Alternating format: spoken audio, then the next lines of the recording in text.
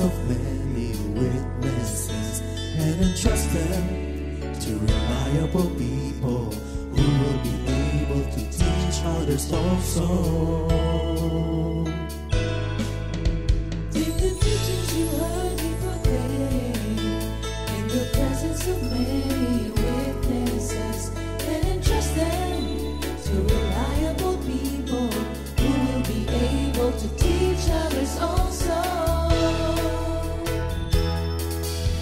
Take the teachings you heard me proclaim in the presence of many witnesses and entrust them to reliable people who will be able to teach others also. Take the teachings you heard me proclaim in the presence of many witnesses and entrust them to reliable people who will be able to teach others also. 2 Timothy 2:2. Hallelujah, 2 Timothy 2:2. Praise the Lord. 2 Timothy 2:2. You and me, let us proclaim the gospel. 2 Timothy 2:2. Hallelujah. 2 Timothy 2:2. Praise the Lord. 2 Timothy 2:2. You and me, Let us proclaim the gospel of Jesus Christ. Take the teachings you heard me proclaim in the presence of many witnesses and entrust them to reliable people who will be able to teach others also. take the teachings you heard me proclaim in the presence of many witnesses and entrust them to reliable people who will be able to teach others also. 2 Timothy 2:2. Hallelujah, 2 Timothy 2:2. Praise the Lord. 2 Timothy 2:2. You and me, let us proclaim the gospel. 2 Timothy 2:2. Hallelujah. 2 Timothy 2:2. Praise the Lord. 2 Timothy 2:2. You and me, Let us proclaim the gospel of Jesus Christ. The harvest is plenty, but the workers are few. As for me and my house, we will serve the Lord. We will serve the Lord.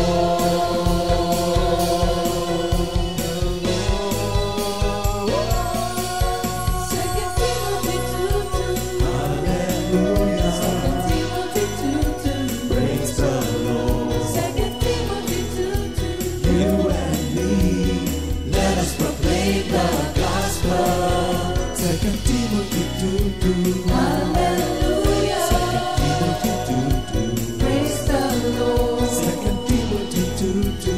You and me, Let us proclaim the gospel of Jesus Christ. 2 Timothy 2:2. Hallelujah. 2 Timothy 2:2. Praise the Lord. 2 Timothy 2:2. You and me, let us proclaim the gospel. 2 Timothy 2:2. Hallelujah. 2 Timothy 2:2. Praise the Lord. 2 Timothy 2:2. You and me, let us proclaim, live up His name, delighting the Lord for His goodness. Let us proclaim, live up His name, delighting the Lord for His goodness. Let us proclaim, live up His name, delighting the Lord for His goodness. And He's God.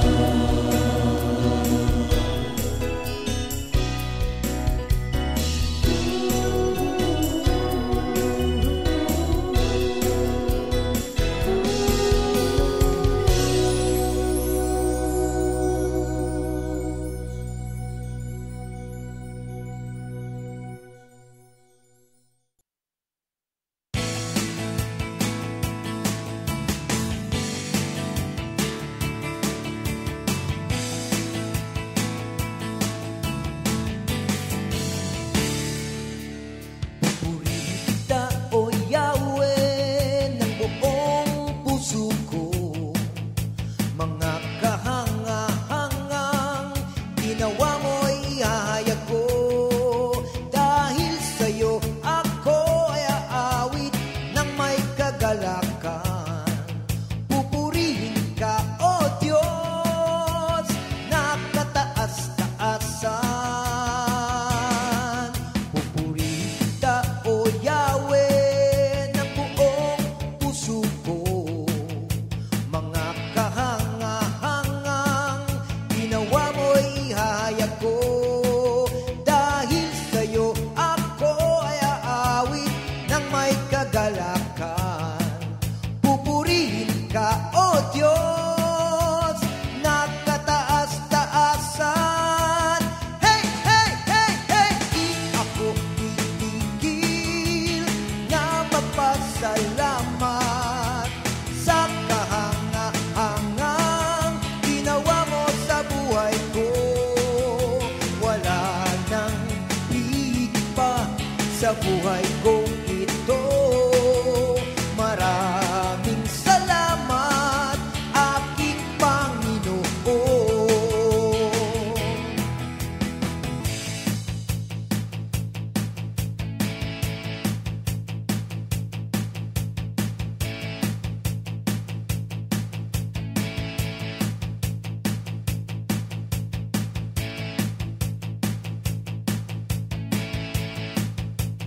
Hey, hey, hey, hey! Di ako titigil na magpasalamat sa kahanga-hangang ginawa mo sa buhay ko. Wala nang higit pa sa buhay kong ito. Maraming salamat, aking Panginoon. Hey, hey, hey, hey! Di ako titigil na magpasalamat sa kahanga-hangang ginawa mo sa buhay ko.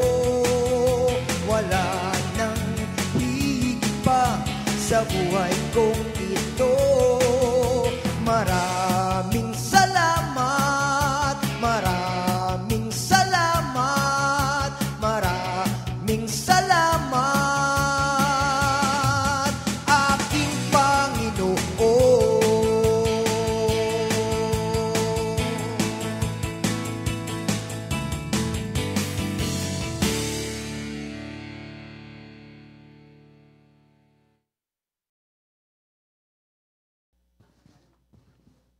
Good morning, Jesus!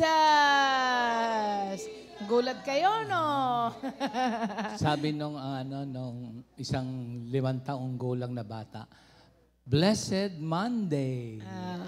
Sabi nung bata sa fellowship, Blessed Sunday. Tapos tinanong siya nung mga magulang, ang daming na siya kasi nag-birthday siya. Tapos sabi niya, pinakahuli, love you, mommy and daddy. Nagulat yung siyempre, parang tinatanong sinishare nung 5 years old yung kanyang birthday. Kaya, Blessed Monday. Ayan. Celebration kasi. Maulan pa rin, mga Oo nga. Every day is a day of thanking and serving God. It is a celebration every day na tayo'y buhay, alive, active. Oo. Nainitan pala ako. Ay, sabi ng iba, kahit na mainitan, Ako hindi, cannot be. naka Wait ano lang. daw, Hindi kaya ako nagganto kasi may hood. Wala kaming payong. sabi, hindi baling mainitan, nakaporma lang. Hindi naman, ano ba yun, proper attire. Pwede ba yun? Pag lalabas ka, kailangan may mga hood, baka sipunin, lalo na kaming mga seniors. So yung mga iba naman, merong hat. Bi ako kasi Yung mga mainitin. papasok ng trabaho ngayon, Oo. Opo, mag-ingat po ang lahat ng mga kasi maulan pa. Akala ko pa alis na yung bagyo. Ano na lang yan? Buntot na lang. Habagat na lang Pero pala yan. yung sa mga baha-baha, nawawala na, no? Ha? Thank you, Lord.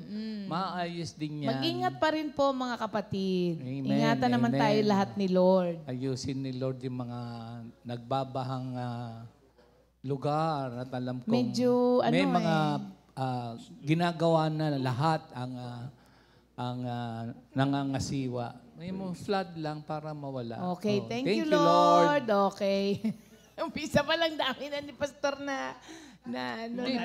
lahat yan na natalakay. do it all in prayers na si Lord talaga magpatubo ng ng mga puno sa mga bundok, tanggalin ng mga bara sa mga kanal. Pwedeng yung mga mga kahit ano ba tawag yan? Kahit tayo pwede, di ba? Yes. Oo, yung mga dahon sa mga alulod, mga ganon. Okay. Thank you Lord. Tayo po'y magpe-pray muna, mga kapatid. Marami kayong pagpe-pray. Lord, maraming salamat po sa panibagong araw, panibagong napakagaan na paggising, at salamat sa mahimbing na pagtulog. Ngayon, actively serving you again and again and again. Ang iyong mensahe for today, aming buhay, at embrace the Word of God and live by the Word of God by God's grace. Thank you, Lord.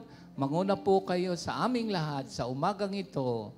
At salamat, we will glorify you in songs, in our actions, in our words, in our deeds. Thank you, Lord, in Jesus' name. Amen. Thank you, Lord. Okay, tayo-tayong lahat, mga kapatid. Awit muna tayo sa Panginoon kahit umuulan, umaraw, bumaha, bumagyo.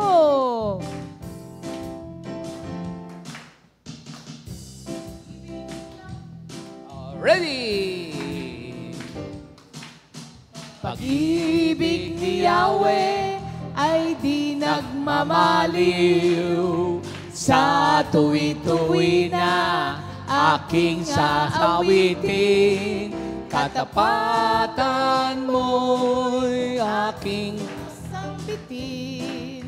Pag-ibig mo ay walang katapusan. Katapatan mo'y aking aawitin. Pag-ibig mo'y walang katapusan. Minsan pa. Pag-ibig ni Yahweh ay di nagmamaliw. Sa tuwi-tuwi na aking sasawitin. Katapatan mo'y aking sasambitin. Pag-ibig mo ay walang katapusan. Katapatan mo'y aking sasambitin. Pag-ibig mo'y walang katapusan. Sa'yo ang langit, sa'yo ang lupa, ang buong daigdig, ikaw ang may likha. Lahat ng naroon sa'yo nagmula. Katapatan mo'y walang hanggan. Ako ay aawit. Ako ay aawit sa'yo, Panginoon. Di ko mapigilan ang mapuri sa'yo. Ako'y walang magagawa kung ikaw ay wala sa akin. Kay buti ng ginawa mo sa buhay ko. Lahat tayo magpasalamat. Magpasalamat sa ating Panginoon. Ang ginawa niya'y ating ipahayag. Ang kanyang pangalan ay dakila at banal. Tapat ang Diyos magpakailanman. Praise the Lord! Praise the Lord! Purihin ang Diyos! Purihin ang Diyos. Thank you, Lord. Thank you, Lord. Salamat sa Diyos. Salamat sa Diyos. Glory to God. Glory to God. Luwalhati sa Diyos. Amen. Hallelujah. Amen. Hallelujah. Ikaw ang dakila, lahat ng papuri para sa iyo, Jesus. Magpasalamat. Magpasalamat sa ating Panginoon. Ang ginawa niya ay ating ipahayag. Ang kanyang pangalan ay dakila at banal. Tapat ang Diyos magpakailan paman. Praise the Lord! Praise the Lord. Purihin ang Diyos! Purihin ang Diyos. Thank you, Lord! Thank you, Lord. Salamat sa Diyos! Salamat sa Diyos. Glory to God! Glory to God. Luwalhati sa Diyos! Amen! Hallelujah! Ikaw ang dakila, lahat ng papuri para sa iyo, Jesus. Praise the Lord, everybody! Praise the Lord! Praise the Lord. Purihin ang Diyos! Purihin ang Diyos. Thank you, Lord! Thank you, Lord. Salamat sa Diyos! Salamat sa Diyos. Glory to God! Glory to God. Luwalhati sa Diyos! Amen! Hallelujah! Ikaw ang dakila, lahat ng papuri para sa iyo, Jesus. Lahat ng papuri para sa iyo, Jesus. Thank you, Lord. Glory to Amen. God. Ayan. Amen. O, Ayun. diba? Dapat talaga, pagka ganitong malamig ang panahon, ay umawit ng umawit. Ayan. Meron bang video dyan sila, no? Minister Ed, kamo?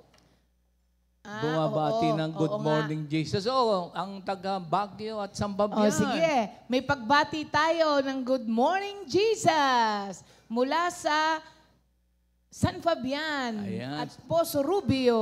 Ayan. Tignan natin. At of course, ayan. Wala pa. Andyan na Okay. yan. Andyan na yan. Parating na yan. Galing na Sampabyan eh. Para sa ating memory verse of the week, 1 Peter 4:10. Uy. As each one has received a gift, minister it to one another as good stewards of the manifold grace of God. Sa Amen. Tagalog, kung paanong ang bawat isa ay tumanggap ng kaloob, ipaglingkod ito sa isa't isa bilang mabubuting katiwala ng masaganang biyaya. Mabuting Amen. katiwala ng masaganang biyaya ng Diyos. Amen. 1 Hallelujah. Peter 4:10. Yan. Yan ang ating memory verse of the week. Ayan, Thank you, pagbati. Lord. Ready na kaya? Ready na ba ang ating pagbati mula sa Pangasinan? Ayan. Ayan na. Oh.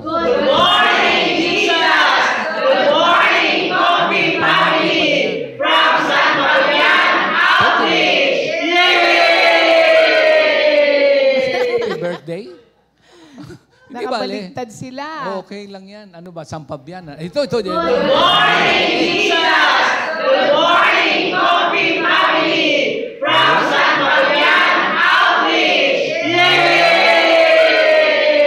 Paano maging Baguio? Di, sa Sa Baguio. worship center yan ng ating Pangasinan. Sa Baguio, doon tayo Hindi, mag-anniversary. hindi pa. Wala pa. Mamaya pa ba? Wala Mamaya pa. Wala pa. Oh, wala pa. Poso Rubio. Poso Rubio naman ang pagbati. Uy. Good morning, Jesus! Good morning, Coffee Family! Oh, From Poso Rubio Outreach! Sampabyan, Poso Rubio. Mamaya, Baguio na. Oh, yan. Di ba papunta doon? Oh, Dulo, sige na Poso nga. Rubio. Okay, sige. Baguio. Okay, sige. Oo. Ang ating pong anniversary ay gagawin natin ng Baguio. Oo. So, sa lahat po ng mga, kasi papunta pa lang kami doon, Nag-ulan lang. Para dun sa place natin, pero sigurado na po yun. So mark your calendar, October 25 and 26. Saturday to Sunday. Para yung iba, kung gusto nyo pumunta ng Friday, para hindi kayo masyadong mapagod ng Saturday, pwede naman, di ba? Pero Saturday... Sabay pasyal nyo na. Pero Saturday yung ating pinaka-anniversary. Ayan. Kanya-kanyang akyat. Yan po. Para po hindi masyadong masyadong- mahal ang ating Oo. pwede po kayong, ang mangyayari po, magkikita na lang po tayo Sa kung venue. sa venue ng Saturday. Ayan. Kanya-kanyang punta, tas kanya-kanyang hanap na rin po kayo ng mga tirahan. Para po makatipid, kasi maraming Airbnb doon. Oh. Mga kapatid, sobrang dami. Alam nyo, magtanong lang kayo ng isang beses sa Facebook ninyo, maya-maya lang yon, ang dami ng mga papasok sa nyo, if-feed na kayo sa timeline nyo. Yan. Sobrang dami. Ako nga, ang dami ko ng mga na-screenshot Ko? para doon sa mga kapatiran natin. Ilang years na tayo? 44. 43 lang, di ba? 44. Ha? 44 na. 44th year anniversary natin, no, 'di ba? Baguio, isahin na natin 'yon kasi matagal na tayong hindi nakakapag-Baguio. Oo. Makakatipid din po doon sa transportation kasi kung magre-rent kayo ng van tapos share-share, Hindi, marami mga Diba? may sasakyan sa Comfy na mga members. para doon sa mga walang sasakyan. Share-share lang gasolina Oo. yan. Oo. Pati Share-share. baon, share-share. Oo. Naku. So mga kapatid, mag-ipon na po, ha? Oo. Mag-ipon na tayo. Kasi yung kukunin nating place, yun lang yung babayaran natin nun. Pero meron Siyempre ng may lunch, lunch na yun. tsaka may merienda. merienda na yun. Kung may dinner, mas mahal na. Wag na muna. Titignan pa natin. Lugaw-lugaw. Tapos kasi, kinabukasan, ay yun na ang pinaka-Sunday fellowship natin. Dahil Sunday Saturday ang yun. 26 No, 25 is Saturday, yung anniversary natin. Kinabukasan, bago tayo umuwi, pinaka-grand fellowship na rin. Sunday, doon na rin. Pwede bang mag-extend ng isang Ayusin araw? nga natin Ha? Oo. Don't worry, be happy. O ngayon, biglang natahimik. Kanina, excited siya, biglang ngayon natahimik. Magaganap yan, mga kapatid. Magaganap. Ano yung kanta dyan? Oo. Smoke. Magaganapan lahat ng nais niya. Tama yun. Nais niya. Lahat ng nais ni Lord. Ang atin na may mga plano lang. Pero the Lord's will is always carried out. Amen. Oo, kalooban pa rin ni Hallelujah. Lord. Pero yun po, sa lahat ng mga nagtatrabaho, mag-file na kayo ng leave ninyo, mga kapatid. October pa naman. October pa naman, pero mas maganda na yung maaga. Tapos ang gawin nyo po, mag-ano na kayo, mag-alkansya na. So, Oo nga, hindi, no? hindi Ilang buwan pa? August, September, almost 3 months. Ayan. Kasi last Saturday na yun eh. So may 3 months pa po tayo. Hindi, 3 months talaga, starting today. Mahigit 3 months pa po. Pag nag-ipon ng 50 pesos sa 3 buwan, magkano? Every day, 50 pesos. O 20 pesos. 4-5 na yon. Ganon? Sa 50 pesos. 50 pesos sa isang buwan, 1.5. Eh, pagka 30, Bahala na sila doon. 10, pwede bang 10 na lang? Kung ano ang kaya nyong ipunin, mga kapatid, ha? Oo. So, start praying Oo because nga, no? God always provides. Hindi mo mapapansin yun pag uwi mo, marami kang barya. Ilagay mo nang ilagay sa isang lalagyan. Sabi ni Sister Sally, thank you Lord, malaking favor sa aming taga-Pangasinan, malapit lang. Oo nga. 'Di ba? Lagi naman sila yung dumadayo. Tayo naman ngayon. Ang Ang lako dadayo. naman. Oo. Tignan po natin kung saan tayo dadali ni Lord. Amen. Pero masyado kasing memorable sa atin ng Venus Parkview Hotel, di ba? Titignan natin. Thank you, Lord. Basta, Baguio na tayo. Kanya-kanyang akyat. Ulitin natin. Oo, kanya-kanya. Pero Hindi, isang beses pa lang kasi sinabi. Si Kuya hindi siya sa isang beses. Ako na ba ng Hindi apat? naman excited ng mga fellow workers, ano? Hindi excited. Mag-ipon na ha. Mag-ipon na tayong lahat, mga kapatid. Kaya yan. Wala munang Jollibee. Wala munang bowling. Mamboy, wala munang bowling? Meron. Sabi, hindi. Magpaprovide si Lord dyan. Yan. Even in our recreation, we can give glory to God. Ayan. Thank you, Lord. Okay. Dako na po tayo sa ating pag-aaral sa araw na to. Ang ating pong lesson for today is 1 Corinthians 4, 1 and 2. Sige, pakibasa 1 and 2 na natin. natin, no? Oo. Gusto mo, Sige. 1 lang. Pero kung gusto mo 2, mas mainam. 1 and 2. You should think of us as Christ's servants who have been put in charge of God's secret truths. The one thing required of such servants is that they be faithful to their master. Tignan natin sa New King James Version. Let a man so consider us as servants of Christ and stewards of the mysteries of God. Moreover, ito tayo sa 2, it is required in stewards that one be found faithful. Yan.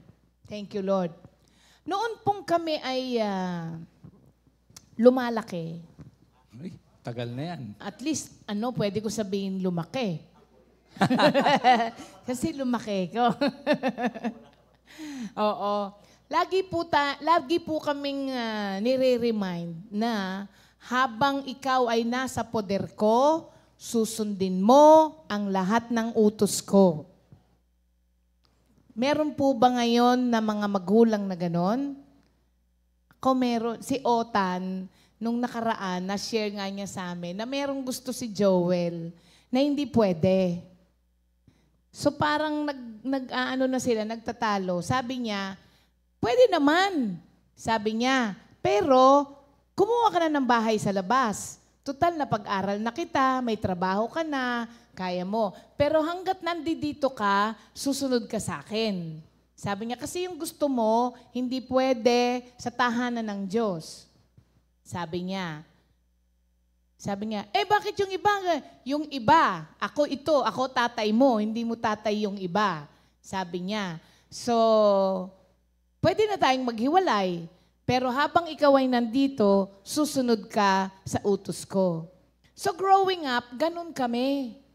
Kaya nga, doon sa mga kaparehas ko na hindi maganda, hindi puro ganda ang experience sa mga magulang, especially sa tatay, lumaki tayo na hindi naman natin niresent yung tatay natin dahil ganun sila.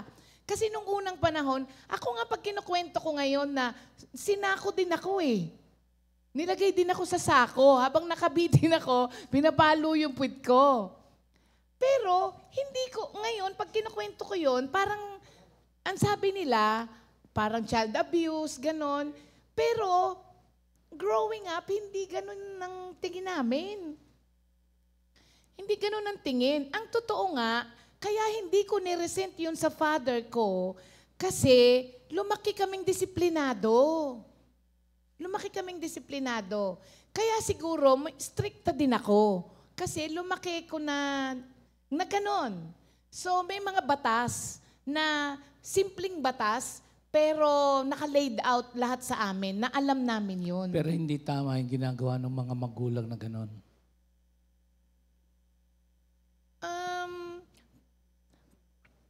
Part kasi ng ng discipline eh. Ha? Isa Noon sa nila, ako? nung time na yon.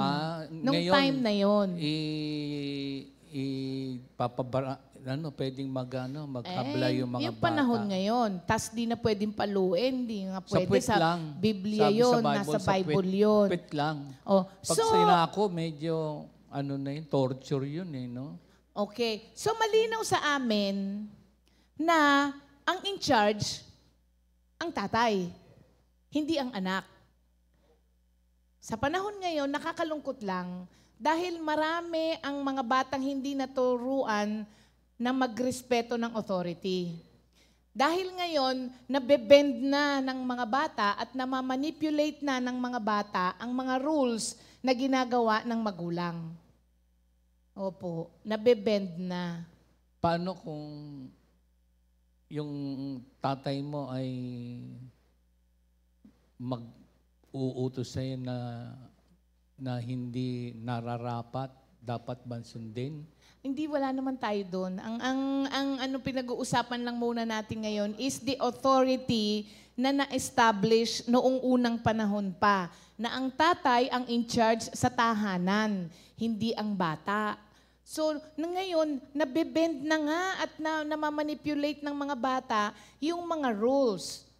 Alam niyo po mga kapatid, do not do that.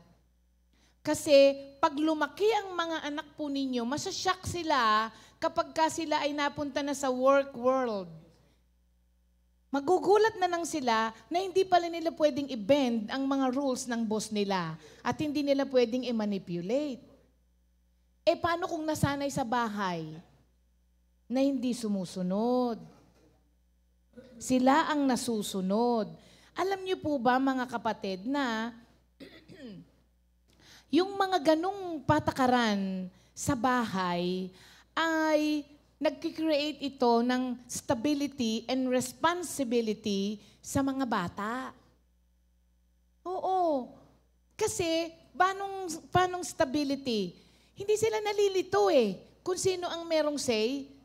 Halimbawa, sa bahay, pagdating ng 6:00 ng hapon, wala ka na dapat sa kalye.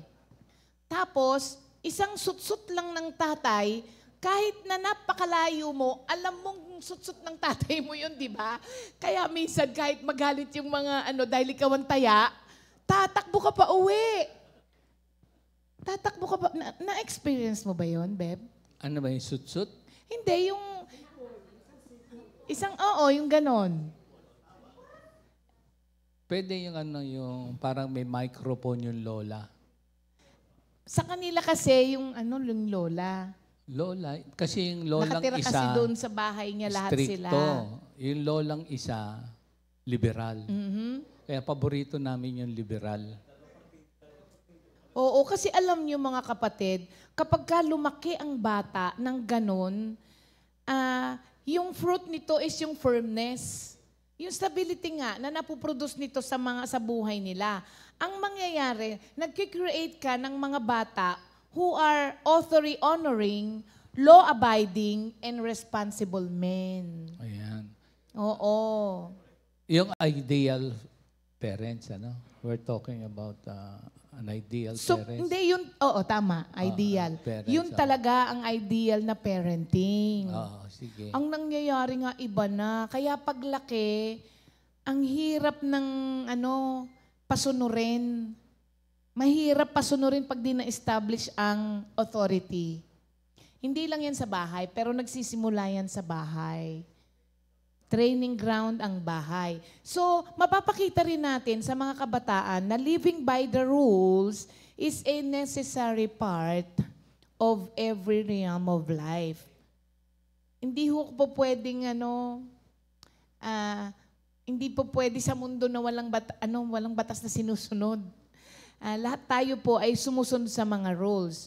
Sa natural world, pagka hindi ka nga sumunod dyan, may mga negative na consequences yan, may punishment. Hindi ba?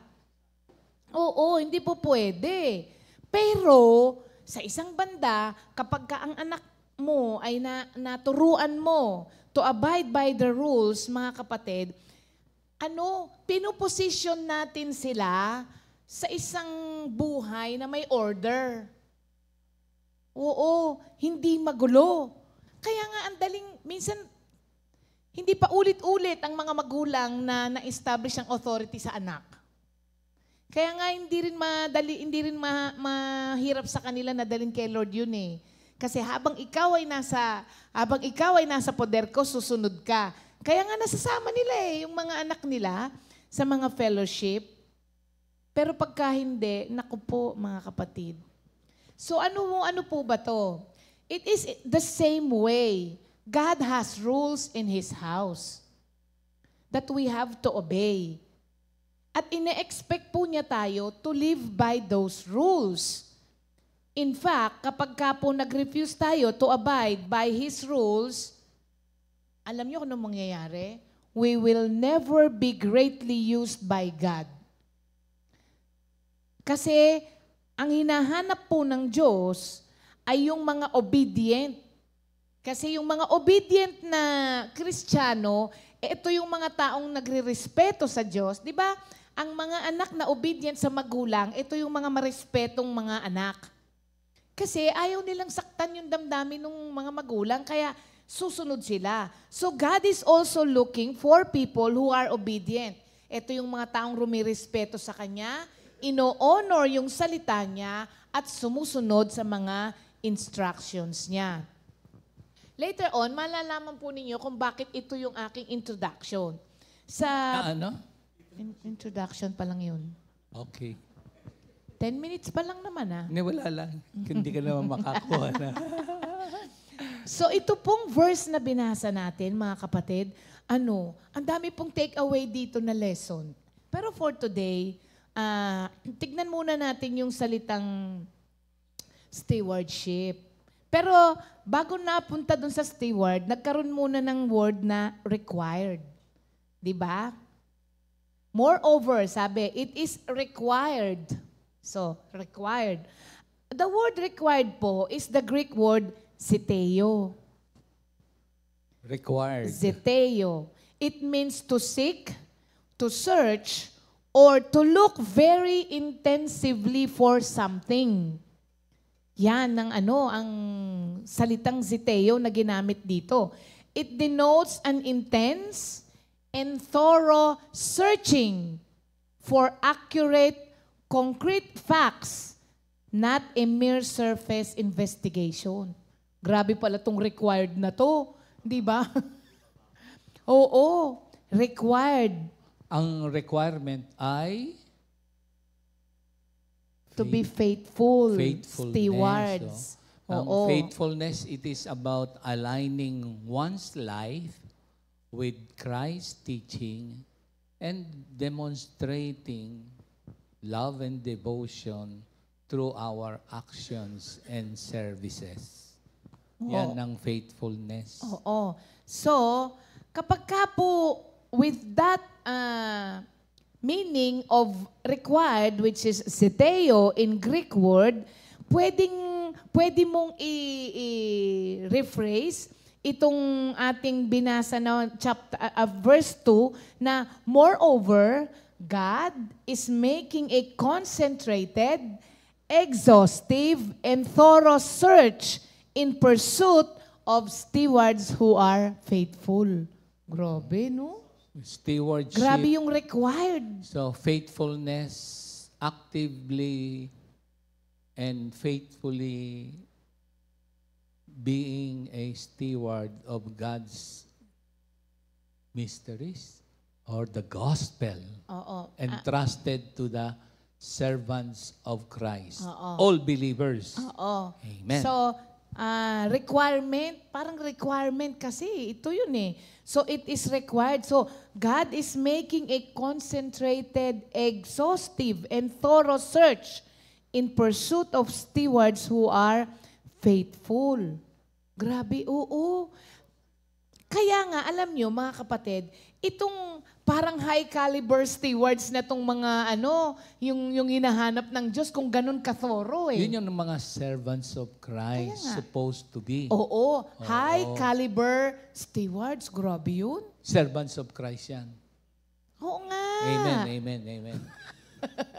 High caliber stewards. Hindi menos-menos, hindi basta-basta. Oo, sa salitang Espanyol, de calibre.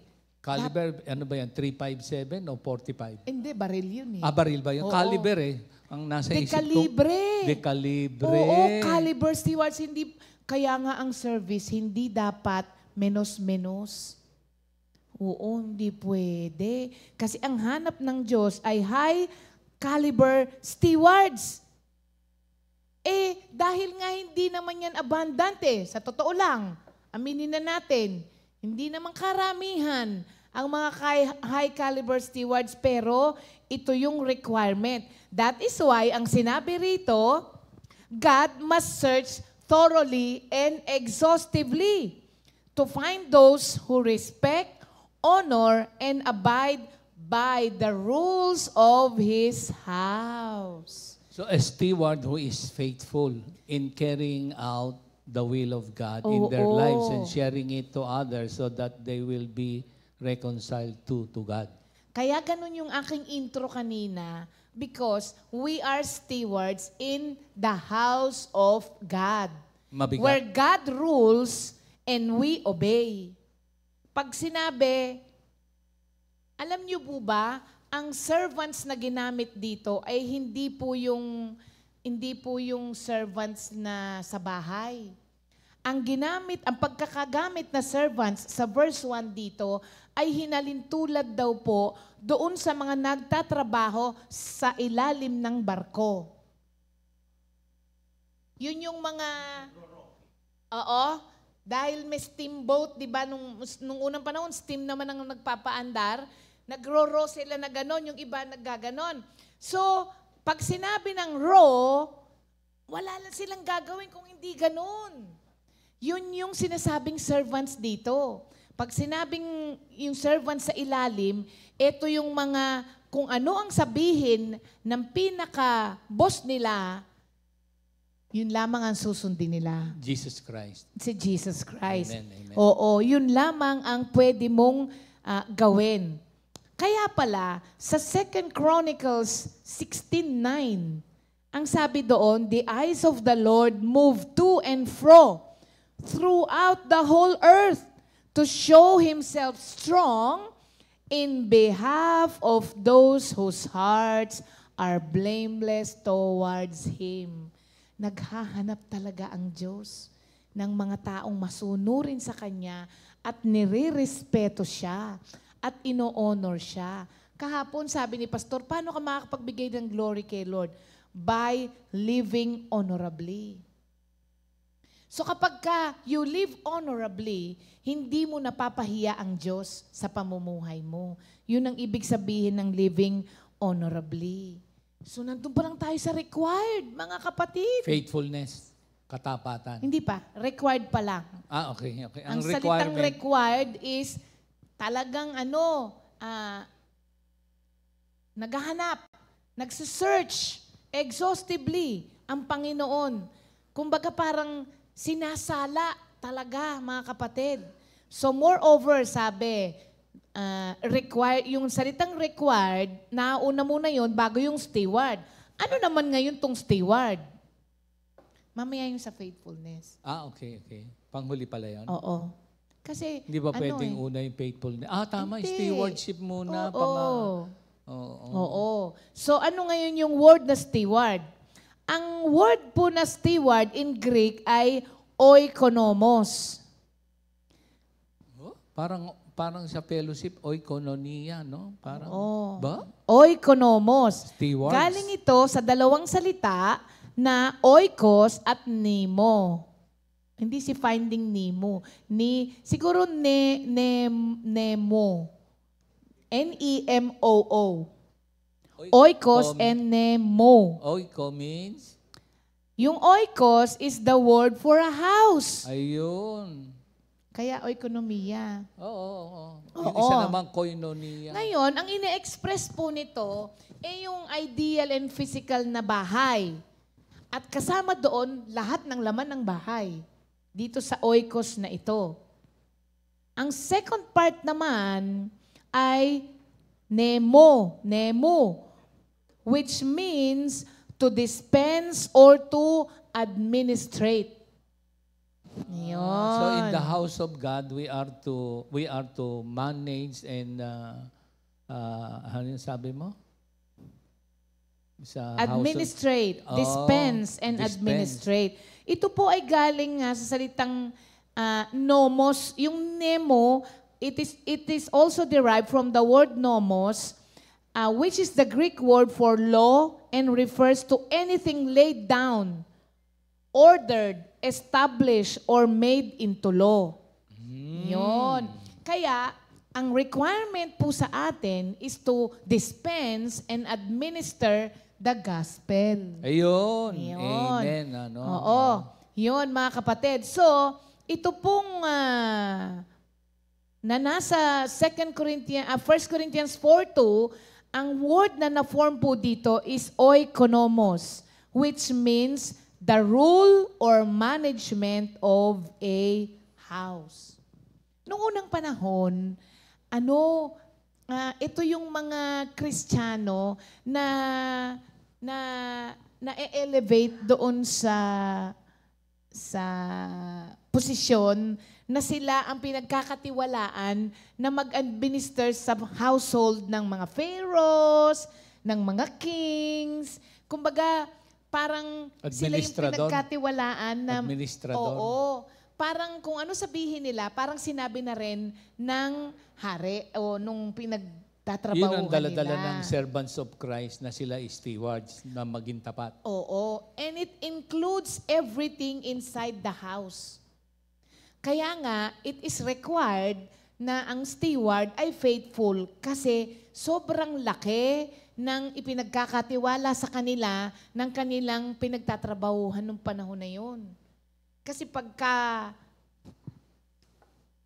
pumalya siya o nagkamali siya sa pag-administer, damay ang buong household ng kanyang pinagtatrabahuhan. So dama lang na faithful talaga ang requirements. Merong biblical sense or definition ng stewardship eh. It is about recognizing that all we have, time, talent, treasure, possession, even our lives, ultimately belong to God. Yes. And as servants of Christ, we have that entrusted trust, which is the Word of God.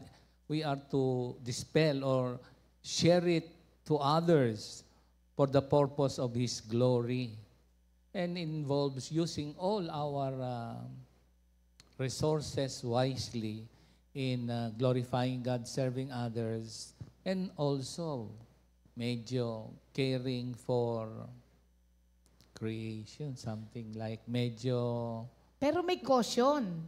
May Caring. caution dito. As stewards, mga kapatid, kailangan i-run po ng steward ang household in an orderly fashion and according to the rules set by the owner of the house.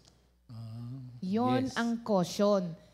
Kahit na ikaw ang steward, pinangangasiwaan mo yung household ng iyong pinagtatrabahuhan, still, you have to run it by the rules set by the owner of the Kaya house. nga, yung palang definition ng faithfulness. Hindi yung ikaw ang nasusunod. Yes. Hindi ikaw nasusunod. So pag-manage mo, merong katapatan, it's about aligning one's life in Christ's teachings. Oo. And demonstrating that teaching in our everyday lives, manifested in our actions and attitudes. So that people will see and glorify God also. Oo. At kasama po dito, mga kapatid, sa pagiging good steward of a household is that yung mga ibang tao under that household will also follow the rules set by the owner. Ikaw yun, mag-a-administer din. Ikaw din ang magtuturo sa mga ibang kasamahan kasi nga parang mayordomo. Ganon, di ba? Mayordoma. Ikaw ang pinagkatiwalaan para lahat din ng mga tao nang nagtatrabaho under that household ay sumunod doon sa ipinag-uutos ng may-ari. Oo. Kailangan Yesterday, ma-encourage mo rin sila. Ang nangyayari, kasi alam nyo, kaya maging dapat faithful, marami ngayong mga kumpanya ang bumabaksak dahil yung pinagkatiwalaan, imbis na i-encourage yung mga tao na sumunod sa may-ari, nagbubuo ng faction. Ang union. Tinuturuan pa niya yung mga tao na hindi sumunod sa may-ari. Samantalang tayo po ang gawain lang natin is to dispense and administrate yung rules ng may-ari. Same with the Lord. Kapag ka tayo ay nag-preach or nag-share sa ibang tao, wag po nating i-share sa kanila yung opinion natin. Kasi balinada ang opinion natin dahil hindi tayo ang may-ari ng bahay. Meron ako nakashare na isang kamanggagawat. Pag uwi niya, tuwan-tuwa siya.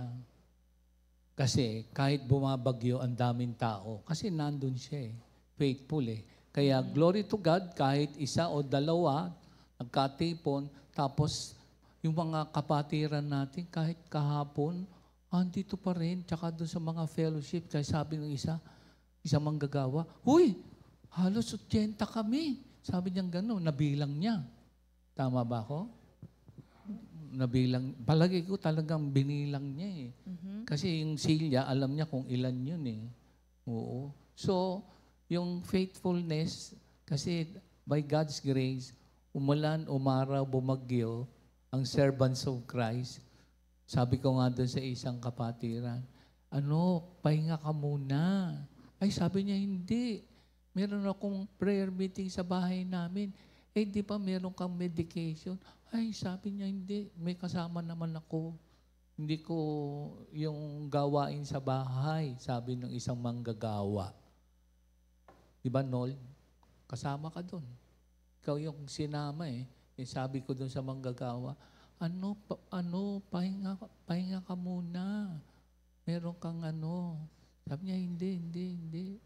So, parang parang yung kanyang commitment sa service, yung kanyang katapatan. Glory to God, glory to God. Nakita ko lang yan. Kaya yesterday, pag nakita mo yung mga kasamahan, kahit may baha, may makikita mo, tuwan-tuwa pag nakita-kita. Di ba, tuwan-tuwa, uy, dito ka, di ba? So, yun yung mga servants of Christ na tapat. At lahat, kumbaga, the influence ay nandun sa kanilang katapatan. So, ang Diyos is looking for people who knows His rules and they live by them. Hindi mo po pwedeng tawagin faithful ang isang taong nananatili lang pero hindi naman nabubuhay sa batas ng pinaglilingkuran niya. Kailangan talaga na... Maraming nananatili Pero is that what you call faithfulness? Hindi. Ang isang taong faithful, he knows God's rules and he live by them. Tama. Tapos, sineset nila yung sarili nila as good example for others. Yun ang taong faithful. Tignan ninyo Pagka sinabi po nating faithful, ang ibig sabihin nito ay, tignan nyo, remaining loyal and steadfast and accurate pala ang loyal, ang faithful, accurate. So, kaya minsan, di ba, napaka-faithful niyan sa pagta-tithes. Di ba, nasasabi natin yon. Ba't mo nasasabi yon? Kasi accurate siya sa pagsunod doon sa salita ng Diyos. So, ang faithfulness po ay hindi lamang nananatili kang nakaupo dyan. Kailangan, alam mo kung ano ang batas ng pinaglilingkuran mo and you live by those rules. Yun ang faithfulness. Maraming mga tao nananatili lang pero hindi naman sumusunod. Alam mo, grabe yung katapatan ay sabi ng mga mangangaral, tignan nyo to. Meron din ako napag-aralan. Ang katapatan ay hindi daw sa pagiging discipline, pagiging hardworking, so on and so forth. Kasi ang faithfulness is a fruit of the Holy Spirit. Parang, na as you live in Him, di ba, nasa Bible naman yung John 15:8. John 15:8, you remember na yung salitang in Him, kay Jesus Christ, that is yung trust, yung obedience, submission, kapag nandun ka, ang faithfulness ay byproduct ng Holy Spirit sa buhay ng mga Kristiyano. So, walang tatangos din ng ilong. Even ang ating katapatan, dahil sa ating abiding in Christ. Grabe, no? Sabi ko, oo nga. Wala ka na bang effort? In obedience to God's teaching. So, yun ang katapatan na by God's grace pa rin, ano? Grabe yung kanyang maski man tayo, sige, pag-isipan niyo yun, di ba? Faithfulness is a fruit ng Holy Spirit. Even ang ating katapatan, it is due to us servants of Christ sa John 15:8 that brings glory to God, to our Father in Him. Grabe, no? So, be united with our Lord Jesus Christ. Trust, ano, Beb? Grabe. So, alam niyo po kung bakit requirement ang faithfulness? Kasi ang faithfulness ang magde-demonstrate sa Diyos that you can be trusted with greater responsibility. Yes, and it brings glory to God. Sabi dun sa verse 8 ng John 15. And it brings glory to God if you are faithful. And that is the byproduct ng gift or fruit of the Holy Spirit na nasa sa atin. Grabe, no? So, Amen. parang kagaya po nung example ko kanina na sinasabi ng mga tatay na habang andi dito ka, susundin mo yung batas ko. Ang ibig sabihin po dito, hindi niya ibebend ang rules niya para sa'yo. Ikaw ang mag-a-adjust. The same with the Lord. If we are not kung tayo ay out of sync, baga, hindi ka nakasync sa God's Word, hindi po magbe-bend ang Diyos to accommodate you. Hindi. Tayo dapat ang magbago at mag-conform sa Kanya para maging, hindi tayo out of sync sa Panginoon. Especially tayo, mga kapatid, lalong-lalo na yung mga tatay. Di ba? Tayo ang caretaker, steward na pinagkalooban ng Diyos ng mga pamilya na ite-take care. Speaking Kaya about nga, yan, fathers should know God's rules. And fathers should live by those rules so that they can encourage those who are under Him to live and follow the same rules. Yeah, Kasi lahat tayo ay nakatira sa household of God. godly parents, nakakatuwa yung mga godly parents. May mga experience tayo dyan. Ako may experience sa God's rule. Meron tayong kamanggagawa na nakasakay ako sa mahabang biyahe. Alam mo ba yung tatay, yung kanyang love and care doon sa kanyang anak, kausap niya lagi doon sa kanyang cellphone. At sabi niya, parang sabi ng bata, parang wala ka dito. Ilang araw yung biyahe, yung anniversary. So sabi ng bata, mamimiss ko yung hagak. Anong hagak? Hilik pala. Hagok. Hagok, sabi nung bata. Sabi niya, pag wala ka dito sa tabi ko, hindi ko maririnig yung iyong hilik. Sabing ganun nung bata. Namimiss pala niya yung... Pero yung bata siguro, natutuwa na parang...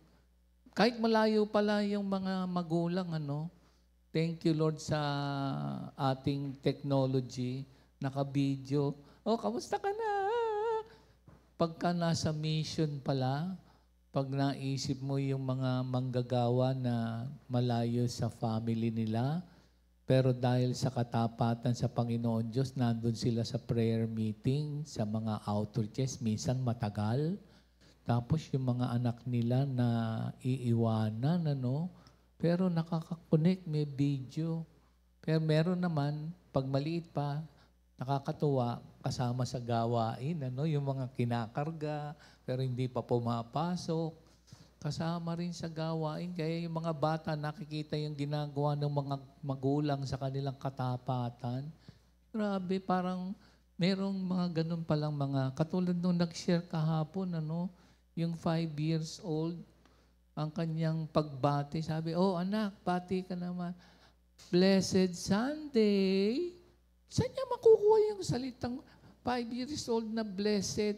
Parang, di ba, ang blessed is speak well of. Grabe, no? So, yung mga batang lumaki sa godly parents na servants of Christ, entrusted with the gospel, lived by and shared with others and influencing others because of God's grace ng katapatan nila, no? Amen. So napaka-importante po ng salitang faithful, mga kapatid.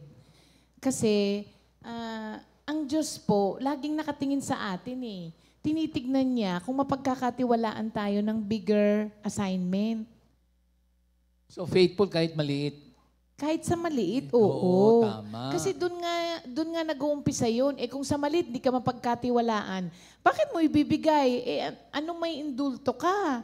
Kapag ka malakihan na, tapos di mo mapagkatiwalaan. Eh, siyempre, hindi mo pagkakatiwala yun dun sa gano'n. Alam mo na alam mo na hindi niya gagawin eh. So, kapag ka tayo ay sloppy, when you say sloppy, natatandaan ko to kapag ka Sa military? Oo. Sa ROTC? Dapat daw snappy, hindi sloppy. Ano yung snappy? Snappy, yung Eh, yung iba. smart. Yung iba. Sloppy, yung careless. Parang excessively casual. Pag sa sinabi mong lousy. Umahantong ba yun pagka sloppy? You will be slapped? Hindi naman. Hindi. Kapag ka po tayo ay napaka-careless sa pag-apply ng God's rule sa buhay natin, yung big break na inaasahan natin na darating sa atin, napakalayo pa nun. Kaya minsan, bakit kaya lagi na lang si gano'n ng Di ba sa Bible binibigyan? naman? Bakit kaya lagi na lang si ganito? Opportunity kasi pagka nakita mo to be of use to God. Evaluate din natin kung bakit. Oo, evaluate din natin kung bakit, mga kapatid. Kasi ang Diyos will give you a big assignment. For God to give you a big assignment, kailangang makita niya at malaman niya na He can trust you na you live according to His rules. O kaya you do things according to His rules. Eh baka mamaya, nagkaroon ka lang ng konting hindi mo na ma-apply ang salita niya doon sa sitwasyon mo. That is unfaithfulness. Alam niyo ba mga kapatid na kapag merong sitwasyon na inalaw ang Diyos sa buhay natin, tapos hindi natin in-apply ang salita niya doon sa sitwasyon natin, that is unfaithfulness. Kasi faithfulness is living by His rules. Eh halimbawa, merong nangyari sa'yo, tapos hindi mo in-apply ang salita ng Diyos. Halimbawa, may sumakit ng damdamin mo. Ano ba ang salita ng Diyos pag may sumakit sa damdamin mo? Magpatawad. Tapos hindi ka magpatawad, that is unfaithfulness. Kasi hindi mo ina-apply yung rules ng Panginoon sa sitwasyon sa buhay mo. Sa isang mayordomo at mayordoma, pag hindi mo in-apply yung rules na yon sa pamumuhay mo, ay, alis. Si Sante, alam niyo kung bakit? Yung mga ibang tao doon, pag nakita siya na ganon, mahahawa. Pagka nasaktan, ang pagtugon. Hindi lang nasaktan. Disappointment. Isang pwede rin. example Hardship. lang yon. Pwede pa rin. The point is, every situation in our life, dapat ina-apply natin yung rules ng Diyos. Ano ang rules ng Diyos? Salita niya. Halimbawa, nagkukulang ka. Ang sabi ba, mangutang ka? Hindi ba? Hindi naman. Ang sabi doon, ask the Lord. Bibigyan ka ng wisdom. God provides. Hindi ba? So, i-apply mo muna yung rules ng amo mo. At sa panahon ngayon, ng amo natin ay ang Diyos. i-apply mo muna yung mga rules kasi you are in His household eh. Kung ano ang batas ng Panginoon, yun ang i-apply mo. Parang batas sa bahay. O pagdating ng alas 6, hindi ka pa pwedeng wala sa bahay. Kung hindi kita pagbubuksan ng pinto. Matutulog ka sa labas. Hindi ba? In any circumstances or In situation. any situation. Kasi nga, we are in the household of God. Household of faith. So dapat, ang ina-apply natin sa every situation sa buhay natin, yung rules ng may-ari ng bahay. Pwede bang mag-rationalize and mag-justify? Pwede naman, pero ang masusunod pa rin yung may-ari ng bahay. My house, my rules. Hindi ba? Ganun ang may-ari talaga eh. So dapat, ang sinusunod natin, salita ng Diyos. Tsaka Kasi kung doon tayo sa nabubuhay na House of ngayon, God, merong joy-filled life. Oh. Even you rationalize and you justify and there is no peace and joy in your emotion that you think you are unfairly treated by someone or by the circumstances, still in the house of God, there is love, joy, peace, and righteousness. ang joy-filled life in the house of God ay makakamtan mo lamang kapag sumusunod ka doon Yun sa na nga. batas na. Kasi Kaya pag nga hindi ka sabi sumunod, ko, gulo ang mangyayari. There are times nga na you justify thinking that you are unfairly treated or the circumstances does not go your way or the people around you are having that kind of perception, so on and so forth. That's why you are in that kind of situation. And if you still continue to that kind of thinking, if there is no joy, there is no love, there is no peace, you might as well think about it. And then comes the forgiveness, sabi mo. Oo. Kung mapapansin ninyo, pagka kinuha natin yung verse 1 at saka verse 2, dalawang klase ang hinahanap ng Diyos na faithful na magtatrabaho sa kanyang household. Unang-una, sabi niya, servants. Di ba? Sa verse 1, servants ang nakalagay. Sa verse 2, steward. Ano bang pagkakaiba nito? Ang faithful servant diligently carries out their duties as directed by God. While a faithful steward naman diligently manages the mysteries of God's truth. Ang galing, ano? Tsaka God knows our heart. Alam ng Diyos ang ating puso. It must be a heart that glorifies God. O yun. So sabi niya sa verse 1, let a man so consider us as servants of Christ and stewards of the mysteries of God. Servants and steward. So ang servant, again, diligently carries out their duties as directed by God. Ano ba ang part mo sa body of Christ? Yun ang gawin mo. Yun ang gampanan mo. No matter how menial it is, because it is directed by God na ito ang gagawin mo, carry it out. Kaya kasi tinawag na servant. You carry out the duties directed by God. Tapos, ang faithful steward, kung ano yung ipinagkatiwala sa'yo, ima-manage mo siya diligently. Especially yung God's truth. Yan, tayo yan, mga kapatid. Ngayon, pag tinignan po natin ang faithfulness, ang true success sa believer is your faithfulness sa calling ng Diyos sa'yo. Sa mundo, iba ang success. Di ba? Maraming sumasukses. Napapanood niyo ba yung si success, sumakses? Sa mundo, iba ang panuntunan ng success. Pero in the household of God, ang success, mga kapatid, lies in our faithfulness to God's calling. Masasabi mo lamang na successful ka sa buhay kapag ka natupad mo kung ang pagkakatawag sa iyo ng Panginoon. Having a right relationship with God that brings glory to Him, and that life, there is a pursuit of Christ in our life. Talagang striving and imitate Christ. Yun talaga, by God's grace. So makikita natin dito yung dual role na ibinibigay ng Diyos sa ating lahat. As servants, as faithful servants, and as faithful stewards, mga kapatid. So, ayun mga kapatid ha, tandaan po natin. Ang pagpapatupad ng mga batas ay ayon sa batas ng may-ari, hindi sa atin. So, hindi tayo ang nasusunod yung may-ari ng bahay na kinapapalooban natin. Kapag sinabi ng may-ari na, ikaw munang maglilinis ng CR ngayon, ha?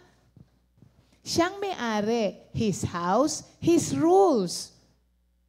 Kapag hindi mo ginawa yon, doon nag-uumpisa ang gulo.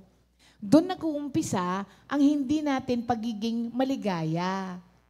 Kasi, hindi ka nakasunod eh. Sa totoo lang, why that scowl in your face? If you have done the right thing, you would be smiling. Kaya yung sinasabi ni Pastor kanina na joy-filled life in the household of God can only be attained through obedience to the master of the house. Kaya kung mapapansin mo, ang isang taong maligaya, nakakasunod. Ang taong laging nakasimangot, hindi naman ako nagsabi nung sabi ng Biblia eh. Why that scowl in your face? Baka merong sin na lingering, di ba? Yes, kasi sabi niya, if you have done the right thing, you would be smiling. Ano ba yung sabi doon, yung kasalanan ay crouching? Crouching. Sa iyo, kaya kailangan makita mo kaagad. So pag crouching, wala pa? Ang crouching ba, nagpapahinga na sa puso mo? Nananahan na? O sumisiksik yun, pa lang? Residing. Pumapasok pa lang ang crouching? Crouching, gumagapang. O yun. Pwede pang apakan. Pwede pang pigilan. Oo. Ma-recognize mo na mali yung... kasi may kakutsaba siya. Oo. Yung damdamin mo, gano'n. Alam nyo, merong isang magandang, si Charles Spurgeon dito, may magandang takeaway siya dito sa binasa natin. Sabi niya, we should focus on the master's view. Yun. You focus on pleasing God rather than men.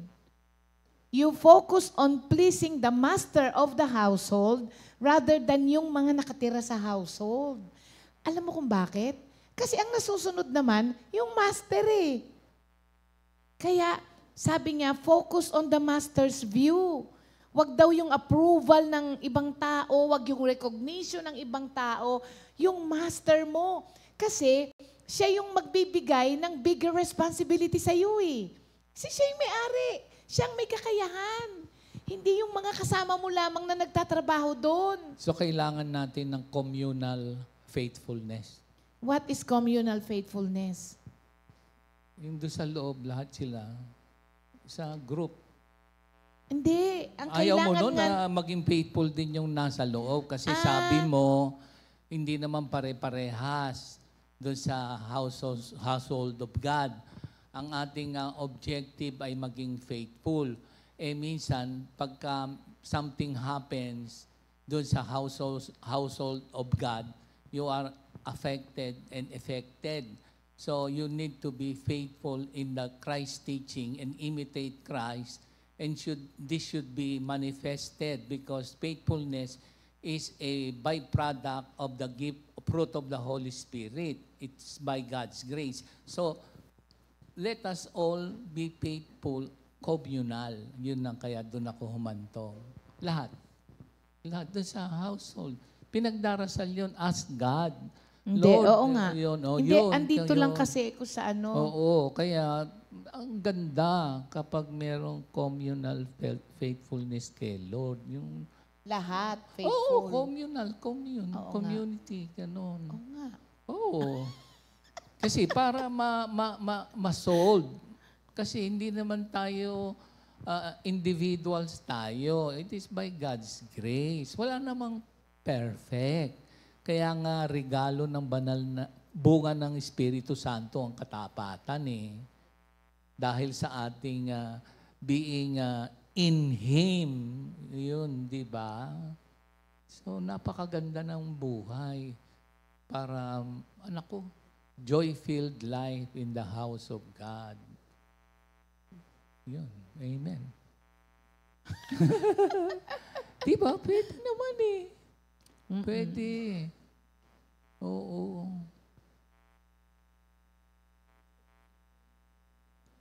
Nawala ka? Nawala. At balik ka lang ulit. Pagka natatakbong ganon, we can go back. Ayan. Okay na. Okay na? Oo. Yun. Thank you, Lord, mga kapatid. So, tandaan po natin, kung tayo ay stewards and servants, we do not act according to our own will. Kasi meron kang pinaglilingkuran eh. Aligning in God's teachings, Christ's teaching our lives. Oo. So make sure that you know your master's rules. Ang problema, mga kapatid, pag hindi mo alam ang rules ng master mo, paano mo i-apply? Paano mo susundin? Paano mo i-disseminate doon sa mga pinagkatiwala niya sa'yo kung hindi mo alam? So alamin natin. Requirement is faithfulness sa lahat ng servants of God and being a good and wise stewards of the gospel and shared to others for the glory of God. Ayan. So, lahat po ng mga nasabi natin, ang iiwanan ko pong question sa atin sa araw na ito, na tayo lang din naman po ang makakasagot, mga kapatid. Pero I pray na sagutin natin to faithfully.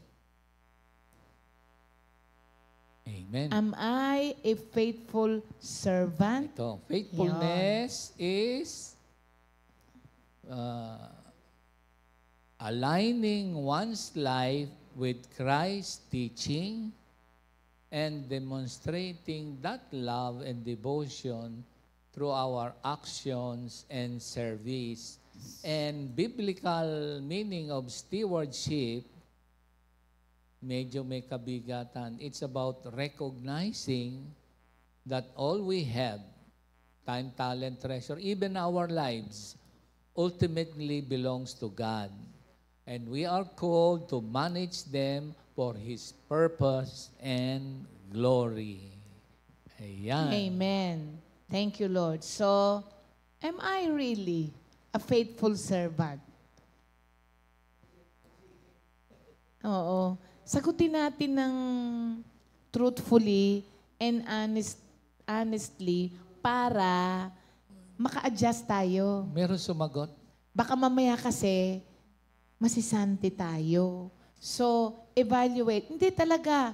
Yung question na yon will make you evaluate eh. Yung service na ginagawa natin kay Lord. Am I a faithful servant? Imitate Christ. Kasi isa sa responsible management Amen. of what He has entrusted us. Hindi lang po ito sa larangan ng paglilingkod, ha? Pamilya, time, talent, and treasure. Am I really a faithful servant and steward of It Christ? is by God's grace. Amen. Amen. Happy birthday po. Ang dami. Happy birthday kay Sister Ana Rial, anak ni Pastor Rafi. Ha? Si Anichka din? Magka-birthday sila? Sino si Anichka? Apo niya. Sister Ana, Sister Anichka. Si Brother Neil Martinez, birthday din niya. Ang daming may birthday sa pamilya ni Nasa Pastor New Rafi. Zealand. Brother Julius Bukaw ng ating Pangasinan. Sister Mikey Cruz. Basa mo yan? Anak ni Sister Sally and Brother Ronnie. Oo. Sister Johan Kawilan. Brother Bill Kakanindin. Sister Tess Katahan, kapatid ni Sister Marivic. Sister Danica Malabonga. Dami? Brother Aldrin Lavilla. Sister Lorelai de Guzman. Si Sister Maricel Harjulin ng ating palakpakin. And Sister Grace Lector. Ayan. Happy anniversary din kay Brother Roland and Sister Connie Manalad na nasa California. At binabati ko rin na majority draw kay Senator Manny Pacquiao. 46, ano? Tayo, 44 years sa Compi. Siya, 46. Majority draw. Nako, thank you, Lord. At sabi niya, nagpapasalamat sa Diyos saka strength. Dineclare niya yun. Yun yung kanyang unang namutawi. Glory to God yan. Amen. Oo. So, happy birthday po and happy anniversary sa ating mga kapatiran.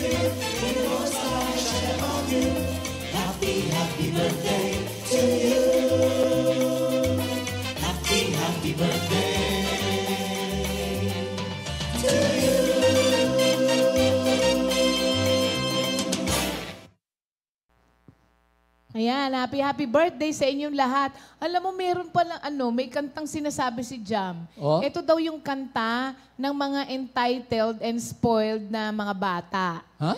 Oo. Nanay, tatay, gusto kong tinapay. Ate, kuya, gusto kong kape. Lahat ng gusto ko ay susundin ninyo. Ang magkamali ay pipingutin ko. Oh. Oo. Yan ba yung Spoiled and entitled na mga bata. Yeah. Oh, hindi na-train. Kanino kanta yan? Kay Jam? Kanta pala ni Jam. Ay, siya nga pala, meron palang 2 Pilipino rin nanalo sa boxing. 2 pa, si Magsayo at si Marcial. Ay, tama, Marcial ba yon? Oo, 2 pa. Tsaka nanalo din tayo sa Jones Cup. Oo, mga Team Pilipinas. Go, Philippines. Okay. Amen. Thank you, Lord, for the glory of God yan. Yes. Oo. Ayan, tatapos na po tayo sa ating repeat new song of the week, Jesus, Ikaw ang Diyos, by Minister Ariel Borja. God bless you all, mga kapatid. Stay safe po.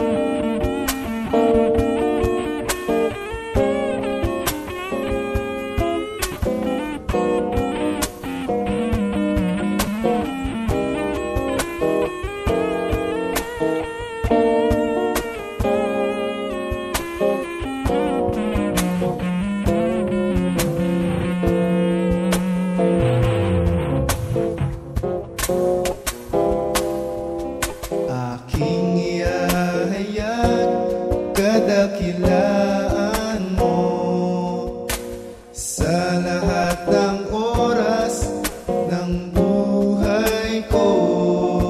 Mga labi ay magpupuri, pagkat ikaw ang Diyos kailan pa man. Tanging ikaw ang Diyos, ngayon at kailanman. Paglingap mo sa'kin ay walang hanggan. Pupurihin ka, sasambahin kita, pagkat ikaw ang Diyos kailan pa man.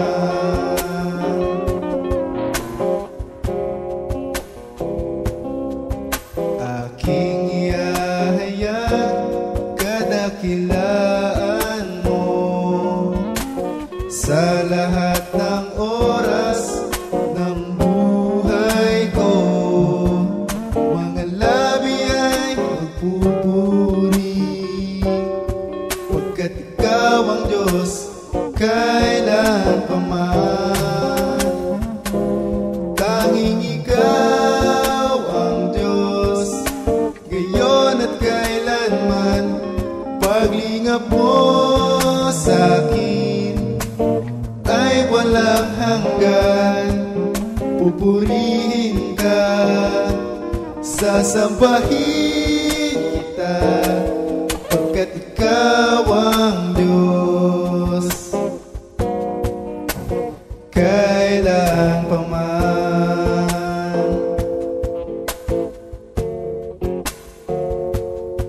Pagkat ikaw ang Diyos, ikaw Jesus.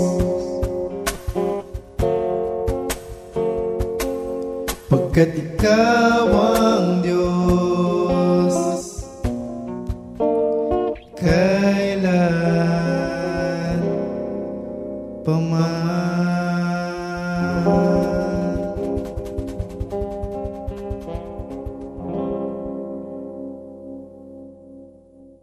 Second Timothy 2